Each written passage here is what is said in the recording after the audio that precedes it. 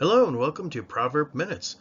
Today let's talk about the direction that we should hold in our hearts to keep that assurance of heaven in the crosshairs. We'll start here in Psalm 112, verse 6. Surely he will never be shaken. The righteous will be in everlasting remembrance. He will not be afraid of evil tidings. His heart is steadfast, trusting in the Lord. So what we have here is something that is telling us exactly what it is to be righteous and how to respond to the call and have that sureness of heart that keeps us protected from the darts of Satan and the tortures of the world. It's being in everlasting remembrance. When, might I ask, what breath would you take to forget that we're a creation of God, or that God is holding us up and protecting us in his essence of promise? The whole universe is held together, created by God. And to have an everlasting remembrance, how many people don't even pray or casually forget or go on their own impulses or dive into the depression and the anxiety that is void of God? Because when you remember God, when I remember God, he gives me that uplifting spiritual peace and joy that cannot be explained. It goes beyond understanding. And so what we have here is never forgetting God.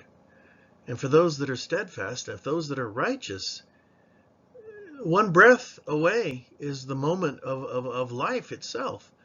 And how can we forget the Creator that has given us this life? Well, let's break it down and look at it a little cleaner here in what we're in. The righteous will always have this lasting remembrance. They're not afraid of evil, even though it tortures and causes grief, because our hearts are steadfast, trusting in his grace and promise that he's going to bring us home. Well, it really comes down to trusting in the Lord, doesn't it? And look at the sacrifice that he made for us. So it really comes down to a path of two: distinction of the righteous that are willing to sacrifice for the betterment of all, protecting the children, and the ungodly who perpetrate and feast on the meek. And these are the two that really expose the character of a soul. And it does come down to whether we're on our way up or on our way down. And it is a distinction between having a way of death, not caring, callous, disrespectful, not much integrity, filled with lies and scheming, or the way to heaven, the way of life, is to regard those things that we are taught in the Word on how to be upright in character and not condemning and criticizing, that so often is, even in the religious circles, so often the norm. So really what the Lord has told us here in Word is Psalm 1:6. For the Lord knows the way of the righteous, but the way of the ungodly shall perish. And that's part of the way, an announcement of truth. In the way of righteousness is life, and in its pathway there is no death. So to go to heaven, there's no death. Eternal life is already in our grasp. There's no denying that there's an upward call and a lower descent into the pits of abominations and things that are unspeakable.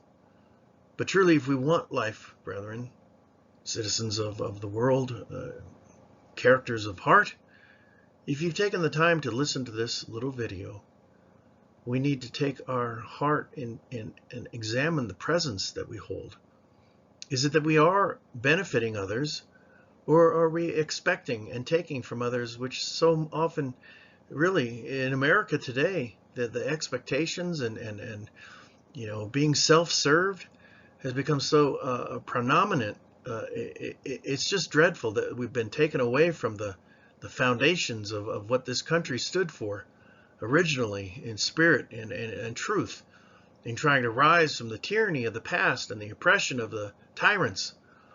And how can that happen when it all too soon returns, not just at the top, but it's littering our streets everywhere we go? People without compassion and callous in all their thoughts. Well, I thank you for coming to Proverb Minutes. I hope that we can be inspired to move forward in life Thank you for coming. Go out and help someone. Let us rise back to heaven.